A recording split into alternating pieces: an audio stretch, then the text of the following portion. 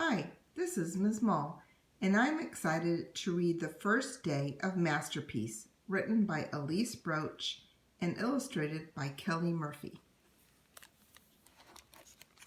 Chapter 1: A Family Emergency.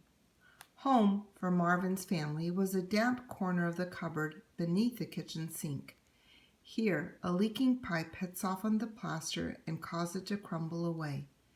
Just behind the wall, Marvin's family had hollowed out 3 spacious rooms, and, as his parents often remarked, it was a perfect location.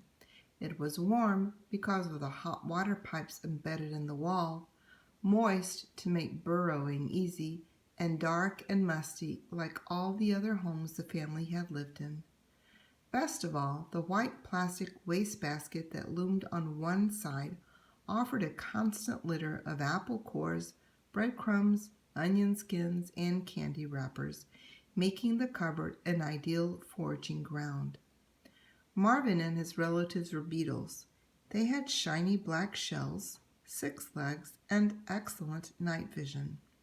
They were medium-sized, as beetles go, not much bigger than a raisin, but they were very agile, good at climbing walls, scurrying across countertops, and slipping under closed doors.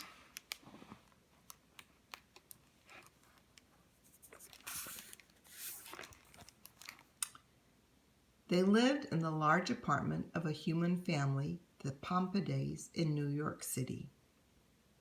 One morning, Marvin awoke to find the household in an uproar. Usually, the first sounds of the day were the gentle rustlings of his parents in the next room and, in the distance, the clank of pots in the Pompiday kitchen sink. But today he heard the frantic clicking of Mrs. Pompiday's high heels and her voice, anxious and shrill. Just as he was beginning to wonder what had happened, his mother came looking for him in a great hurry. "Marvin," she cried, "come quickly, darling. We have an emergency." Marvin crawled out of the soft cotton ball that was his bed and, still only half awake, followed her into the living room. There his father, his Uncle Albert, and his cousin Elaine were deep in conversation. Elaine ran to him and grabbed one of his legs. "Mrs. Pompiday has lost her contact lens down the bathroom sink, and since you're the only one who knows how to swim, we need you to fish it out." Marvin drew back in surprise, but his cousin continued happily, "Oh, what if you drown?" Marvin was not nearly as thrilled at this prospect as Elaine. "I won't drown," he said firmly. "I'm a good swimmer." He'd practiced swimming for almost a month now in an old juice bottle cap filled with water. He was the only member of his entire family who could swim, a skill his parents both marveled at and took credit for. "Marvin has exceptional coordination, such fine control of his legs," Mama often remarked. "It reminds me of my days in the ballet. When he sets his mind to something, there's no stopping him," Papa would add smugly. "He's a chip off the old block." But right now, these words were little comfort to Marvin. Swimming in a bottle cap was one thing. It was half an inch deep. Swimming inside a drain pipe was something else altogether. He paced the room nervously. Mama was talking to Uncle Albert, looking mad. "Well, I should think not," she exclaimed. "He's just a child. I say let the Pompidays call a plumber." Papa shook his head. "It's too tricky. If a plumber goes poking around in there, he'll see that the wall is rotting away. He'll say they need to replace it, and that'll be the end of Albert and Edith's home."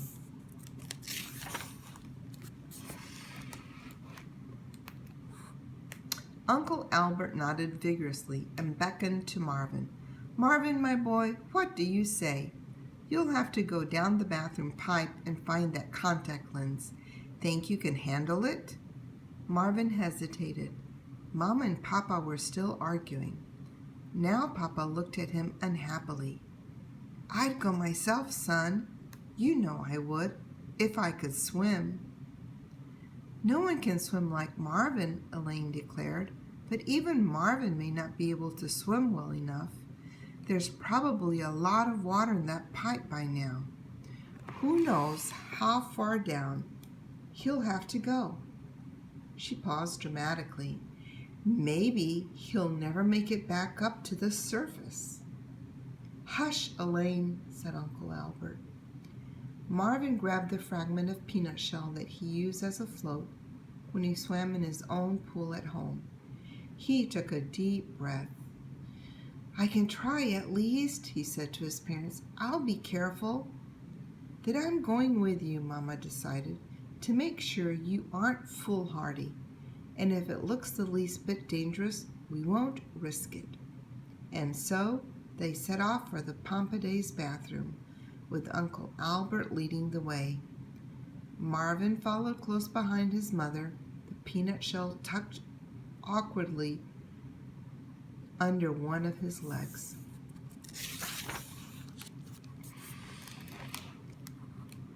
Chapter 2, Down the Drain. It took them a fair bit of time to reach the bathroom. They had to crawl out of the cupboard into the bright morning light of the Pompiday's kitchen.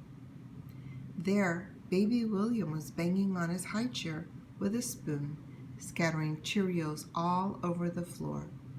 Ordinarily, the beetles might have waited in the shadows to snatch one and carry it off for lunch, but today there were more important tasks ahead. They scuttled along the baseboard to the living room and then began the exhausting journey over the oriental rug, which at least was dark blue, so they didn't have to worry about being seen.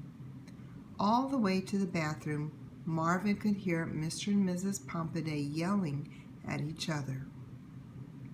I don't understand why you can't just take the pipe apart and find it, Mrs. Pompiday complained. That's what Carl would have done. Carl was Mrs. Pompiday's first husband. You take the pipe apart and find it, and flood the bathroom. Then we'll have to replace more than your contact lens. Mr. Pompiday fumed. He stomped to the phone. I'm calling a plumber. Oh, fine, said Mrs. Pompiday. He'll take all day to get here. I have to leave for work in 20 minutes, and I won't be able to find my way to the door without my contact lenses. James, Mrs. Pompiday's son from her first marriage, stood in the doorway. He was 10 years old, a thin boy with big feet, serious gray eyes, and a scattering of freckles across his cheeks. He would be 11 tomorrow, and Marvin and his family had been trying to think of something nice to do for his birthday, since they infinitely preferred him to the rest of the Pompiday family. He was quiet and reasonable, unlikely to make sudden movements or raise his voice. Seeing him now, Marvin remembered how James had caught sight of him once a few weeks ago when Marvin was dragging home an M&M he'd found for the family dessert. Marvin had been so excited about his good luck that he'd forgotten to stay close to the baseboard. There he was, out in the open sea of cream-colored tile in the kitchen, when Marvin's blue sneaker stopped alongside him. Marvin panicked, dragged the M&M, and ran for his life. But James only crouched down and watched him, never saying a word. Marvin hadn't told his parents about that particular close call. He'd vowed to himself that he'd be more careful in the future. Now James shifted thoughtfully on those same blue sneakers. You could wear your glasses, Mom, he said. Oh, fine, said Mrs. Pompiday. Wear my glasses. Fine, I guess it doesn't matter what I look like when I meet clients. Maybe I should just go to work in my bathrobe. By this time, Uncle Albert, Marvin, and his mother had reached the door of the bathroom, and the bathroom lay just beyond. Unfortunately, the three humans were effectively blocking the route. 3 jittery pairs of feet, one in sneakers, one in high heels, and one in loafers, made it hard to find a safe path. "Stay close to me," Mama told Marvin. She hurried along the doorframe. Dodging the spikes of Mrs. Pompaday's heels, Marvin and Uncle Albert followed. They made it up the bathroom wall to the sink without mishap. Normally, the light tile would have made them easy targets for a rolled-up newspaper or the bottom of a slipper. But the Pompadays were so engrossed in their argument that they didn't notice 3 shiny black beetles scrambling onto the sink. "I'll keep a lookout," Uncle Albert said. "You two go ahead." Marvin and his mother tumbled and slid down the smooth side of the sink to the drain. They ducked under the silver stopper and stood on the edge of the open pipe, staring into the blackness. Marvin could hear a distant trickling sound. As his eyes adjusted, he saw water, murky and uninviting, a few inches below. He thought of Cousin Elaine's grim predictions and shuddered. Why hadn't his mother taken a firmer stand against this? "Well, here I go," he said to Mama, who promptly grabbed his leg and held fast.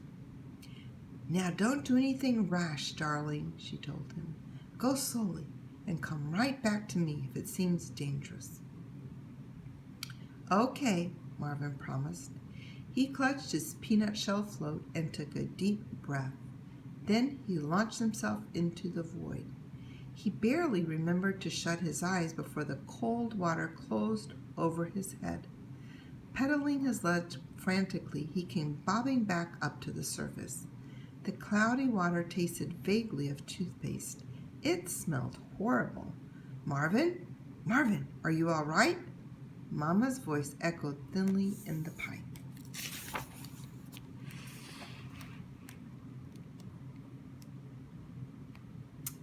"I'm fine," he called back. He swam through the scummy water, which was littered with every nasty thing that might wash down a human's drain. Bits of food, hair, slivers of soap. He wanted to throw up. "Do you see it yet?" his mother called. "No," Marvin answered. He suddenly realized he had no idea what a contact lens looked like.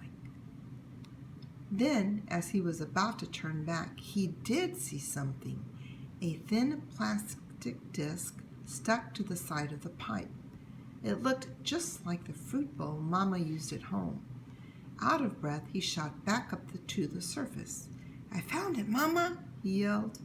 "Oh, good, darling!" His mother breathed a sigh of relief. "Now, we'd better hurry before someone turns on the faucet and washes us both away."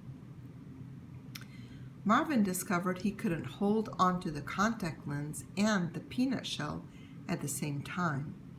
Reluctantly, he let go of his float, took a deep breath, and plunged under the water again.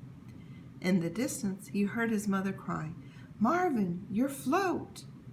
But he moved his legs swiftly, unburdened by the peanut shell, and glided down through the dark water. He swam straight to the contact lens and clasped it with his front 2 legs. Pulling it away from the side of the pipe, he shot quickly back to the surface. Through the lens, he could see his mother, wavy and distorted, looming above him. She'd crawled down the side of the pipe to the water's edge, beckoning to him. "Oh, Marvin, thank heavens! You are a wonder, darling. What leg control! I wish my old ballet crowd could see you." She took the lens from him. "Whew! The water smells positively vile. And what a fuss over this little thing. Why, it looks exactly like my fruit bowl." Holding it gingerly on her back, Mama crawled up the pipe. She scooted under the stopper with Marvin, close behind her, and together they dragged the lens up the side of the sink. Uncle Albert rushed down to meet them. "By George, you've done it!" he cried. Marvin, my boy, you are a hero, a hero. Wait till I tell your Aunt Edith. Marvin beamed modestly. He flexed his legs and shook them dry. Let's see, where shall we put it? Mama asked. They looked around. By the faucet, maybe, Marvin suggested. That way it won't get washed down the drain again. They placed the lens near the hot water handle and dashed behind a green water glass just as James walked into the bathroom. After all this trouble, they'd better find it, Mama whispered grimly. Marvin kept his eyes on the contact lens. It glistened in the morning light, a faint blue odor, a faint blue color. They could hear Mr. Pompaday on the phone with the plumber. What's that? Oh, okay, I'll look, he bellowed. James, are you in the bathroom? Make yourself useful. Are the pipes in there copper or galvanized steel? James stood at the sink. I don't know, he said, but Mom, I found your contact lens. It's right here by the faucet. And then what a commotion. Mrs. Pompaday rushing into the bathroom in disbelief. Mr. Pompaday loudly apologizing to the plumber, and James lifting the contact lens in his outstretched palm. Well, I guess that's that, Mama said to Marvin as soon as the bathroom emptied. We'd better head back and let your father know you're all right. So Mama, Uncle Albert, and Marvin ambled home, where everyone greeted them joyfully. Papa, Aunt Edith, and Elaine all patted Marvin on his shell, but nobody wanted to hug him. He was wet and slimy and smelled overpoweringly of the drain water. I think I need a bath, Marvin said. And then Mama and Papa fussed over him, filling the bottle cap with warm water and adding a single grain of turquoise dishwashing detergent. Marvin sank into the bubbles and floated in the pool to his heart's content until he was shiny and clean again. Thank you for reading with me. Goodbye.